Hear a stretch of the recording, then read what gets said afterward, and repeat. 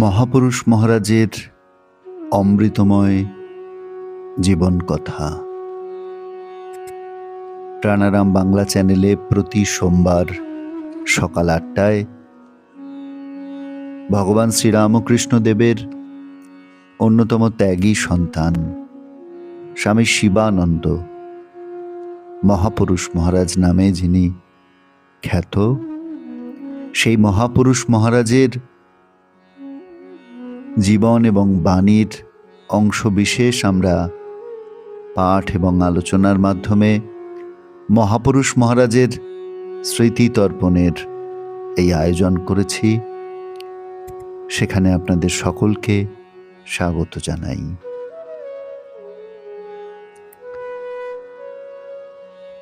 বেলুড় মঠ 17ই বৈশাখ মঙ্গলবার 1336, 30শে এপ্রিল 1929।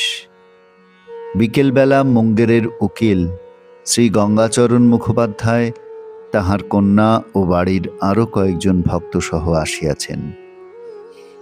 মহাপুরুষ মহারাজকে ভূমিষ্ঠ হইয়া প্রণাম করিয়া গঙ্গাচরণবাবু বলিলেন, আপনার শরীর যে খুব খারাপ হয়ে গেছে মহারাজ। গত বৎসর যা দেখেছিলাম তার তুলনায় এখন যে ঢের খারাপ দেখছি। মহারাজ বলছেন, হ্যাঁ, শরীর খুবই খারাপ, এখন দিন দিনই খারাপ হচ্ছে। আর ষড়বিকারাত্মক শরীর এখন শেষ বিকারের অবস্থা চলছে। ও তো হবেই, দেহের ধর্মই ওই, সব শরীরেরই একদিন বিনাশ নিশ্চয়। গঙ্গাচরণবাবু বলছেন, প্রত্যেক চিঠিতেই খবর পাচ্ছিলাম যে আপনার শরীর খুব খারাপ হয়ে গেছে, তাই এবার দেখতে এসেছি, বড় ইচ্ছা হয়েছিল। মহাপুরুষ মহারাজ বলছেন হাসতে হাসতে, বাইরের দেখাশোনায় আর কি আছে বলুন, ভিতরের দেখাই দেখা। আর সেই ভাগ্যবান, সেই ভগবান তো সকলের অন্তরেই রয়েছেন, তা থেকেই এই সমস্ত জগতের উদ্ভব হয়েছে। এতস্মাৎ জায়তে প্রাণো মনঃ সর্বেন্দ্রিয়াণি চ খং বায়ুর্যোতিরাপঃ পৃথিবী বিশ্বস্য ধারিণী।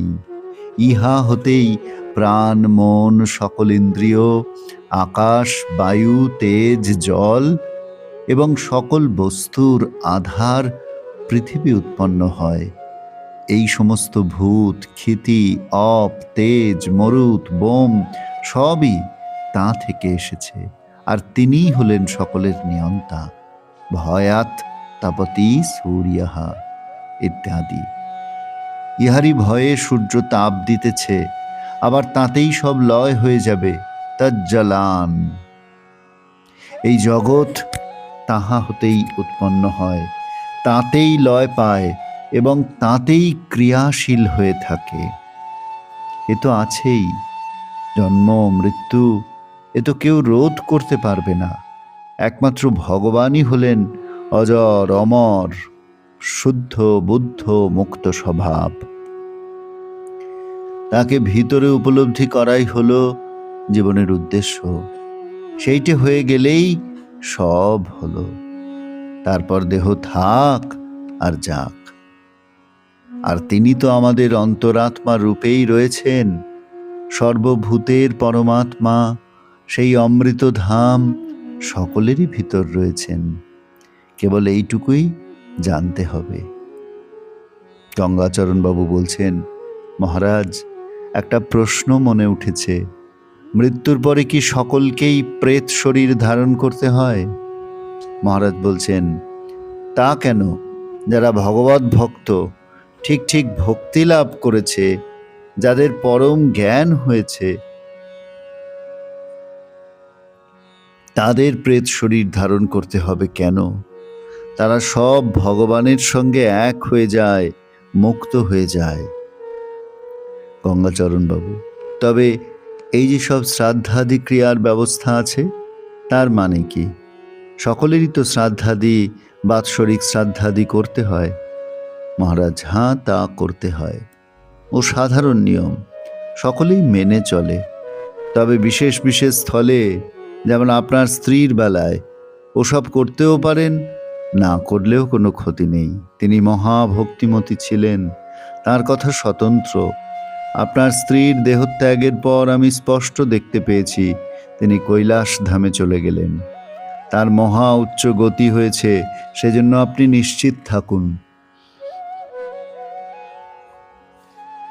মহাপুরুষজির আশ্বাসবাণী শ্রবণে ক্ষণিক স্তব্ধ থাকিয়া গঙ্গাচরণবাবু হঠাৎ উচ্চৈস্বরে কাঁদিয়া উঠিলেন এবং সজল নয়নে করজোড়ে মহাপুরুষজির পদপ্রান্তে পতিত হইয়া বলিলেন, মহারাজ, আমাকে একটা ভিক্ষা দিতেই হবে। আমার এই করে দিন যেন মায়ের শ্রীপাদপদ্মে ভক্তি বিশ্বাস লাভ হয়, আর তাঁর শ্রীচরণে যেন অন্তে স্থান পাই, এই বলিয়া বালকের ন্যায় রোদন করিতে লাগিলেন। মহাপুরুষজি গঙ্গাচরণবাবুর মাথায় হাত দিয়া আশীর্বাদ করিয়া বলিলেন, বাবা, তোমার তাই হবে। এখন আর আপনার সম্বোধন নাই, তোমার ভক্তি বিশ্বাস আছে এবং আরও হবে। খুব আশীর্বাদ করছি, তোমার খুব ভক্তি বিশ্বাস হোক। আমি বলছি বাবা, তোমার খুব হবে, তোমার উপর মার খুব কৃপা আছে। গঙ্গাচরণ বাবু, আপনি বললেই হবে, মা আপনার কথা শুনবেনই শুনবেন। আপনি আমার বল, ভরসা, সব। মহাপুরুষ মহারাজ বলছেন, মা আমাদের কথা তো শুনবেনই, তোমার কথাও শুনবেন। যে সরল প্রাণে কাতর ভাবে তাকে ডাকে, তিনি তার কথাই শোনেন। দয়া দয়া, তার দয়া ছাড়া কিছুই হবার জো নেই। জয় প্রভু, জয় করুণাময় ঠাকুর। গঙ্গাচরণবাবু মহাপুরুষজির আশীর্বাদ লাভে আশ্বস্ত হইয়া অন্য দু চার কথার পর এবার বিদায় লইবেন। একে একে সকলে প্রণাম করিয়া উঠিতেছেন। গঙ্গাচরণবাবুর মেয়েটি প্রণাম করিয়া আশীর্বাদ ভিক্ষা করিতেছে। মহারাজ খুব করুণ স্বরে বলিতেছেন, খুব শান্তিতে থাকো মা। তোমার স্বামী, পুত্র, কন্যা, আত্মীয় স্বজন সকলেই খুব সুখে থাকুক। সংসারে তো সুখ নেই, দুঃখ কষ্টের তুলনায় সুখ খুবই অল্প। তবে এরই মধ্যে যারা সংসারে ভগবত ভক্ত হয়ে থাকে, তারা কতকটা শান্তিতে থাকতে পারে। দুঃখ কষ্ট যাই আসুক না কেন, তাতে তারা বিচলিত হয় না, কারণ তারা জানে যে সবই ভগবানের দান। যে ভগবান সুখ দিচ্ছেন, তিনি আবার দুঃখ কষ্টও দিচ্ছেন। তাই সবই শ্রী ভগবানের আশীর্বাদ জ্ঞানে নীরবে সহ্য করতে পারে। তারা সুখেও উৎফুল্ল হয় না, আর দুঃখেও অধীর হয়ে পড়ে না। সংসারে সুখ যেমন অনিত্য, ক্ষণস্থায়ী, দুঃখ তেমনই অনিত্য। ওসব আসে আবার চলে যায়, কিছুই থাকে না। একমাত্র নিত্য বস্তু, একমাত্র শান্তির আলয় হলেন শ্রী ভগবান। তাঁকে আঁকড়ে ধরে থাকো মা, তবেই জীবনে শান্তি পাবে। একটি ছোট্ট কুমারী মেয়ে প্রণাম করিলে মহারাজ তাহার মস্তক স্পর্শ করিয়া বলিলেন, এ সবই মা। স্ত্রীহ সমস্তা জগতা সকলা জগৎসু, জগতে বিবিধ শক্তিযুক্ত সকল স্ত্রী তোমার বিভিন্ন রূপ। সন্ধ্যার অনতিপূর্বে একটি স্ত্রী ভক্ত প্রণাম করিয়া জিজ্ঞাসা করিলেন, মহারাজ, আপনার শরীর কেমন আছে? মহারাজ বলছেন, শরীর ভালো নয় মা, এ বৃদ্ধ শরীর, এ কি আর ভালো হয়? স্ত্রী ভক্ত, খাওয়া দাওয়াও খুব কমে গেছে। মহারাজ বলছেন, হ্যাঁ, ওই সামান্য ঝোল ভাত দুপুরে, আর রাত্রে একটু দুধ, এর বেশি হজমও হয় না, আর খাওয়ার কোনো প্রবৃত্তিও হয় না। এটা ওটা খাবো এমন ইচ্ছাই হয় না। খাওয়া দাওয়ার দরকার তো শরীর ধারণের জন্য, তাই একটু একটু আহার দিতে হয়, যাতে শরীরটা যতদিন থাকে ভগবানের স্মরণ মনন করতে পারি। ভগবানের ধ্যান চিন্তা করা ছাড়া কোনো বাসনাও নেই। ঠাকুরকে হৃদয়ে দেখতে পেলেই আনন্দ। এ সংসার দুদিনের জন্য। পিতা বলো, মাতা বলো, ভাই বন্ধু সখা সবই অনিত্য। এ সংসার যেখানে আছে সেখানেই পড়ে থাকবে। একমাত্র অন্তরাত্মা যিনি, তিনিই সর্বকালে আছেন ও থাকবেন, তিনিই নিত্য। শ্রীভক্ত মহারাজ, আমাদের গতি কি হবে? আমরা তো মায়াবদ্ধ জীব, এ সংসারটাকেই আমার আমার বলে মরছি, কিছুতেই ছাড়তে পারছি না। এত দুঃখ কষ্ট পাই, তবু ভুলতে পারছি না। মহারাজ বলছেন, গতি একমাত্র ভগবান, তাঁর শরণাগত হও, তিনিই সর্বস্ব। ত্বমেব মাতা চ পিতা ত্বমেব। পিতা মাতা ভাই বন্ধু সখা তিনিই সব। তাকে ব্যাকুল হয়ে ডাকো, তিনি নিশ্চয়ই কৃপা করবেন। এই দুঃখময় সংসারে একমাত্র সুখ তাতেই আছে। ঠাকুর যেমন বলতেন, উটের কাঁটা ঘাস খাওয়া। সংসারী জীবের এ সংসারে সুখও ঠিক তেমনই, তার কৃপা ছাড়া কিছুই হবে না মা। অতঃপর কিছুক্ষণ নীরব থাকিয়া পুনরায় বলিলেন, সংসারটাকে অনিত্য বোধ করা সে কি চারটিখানি কথা? এ তাঁর কৃপা ছাড়া হয় না। খুব কাঁদো আর প্রার্থনা করো, তবেই তাঁর কৃপা হবে। তিনি তো তোমার ভিতরেই রয়েছেন। কৃপা করে মায়ার আবরণ যখন কেটে দেবেন, তখনই তাকে দেখতে পাবে। কৃপা কৃপা ছাড়া আর কোনো উপায় নেই।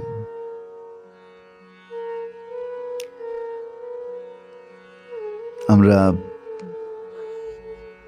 শিবানন্দ বাণী থেকে মহাপুরুষ মহারাজের কথাগুলি পাঠ করলাম। এত সরল, এত সুন্দর, অথচ এত গভীর, এত উচ্চ টানে মহাপুরুষ মহারাজের কথাগুলি বাঁধা, যেগুলি আমাদের মতন অধমের ব্যাখ্যা করা সাজে না।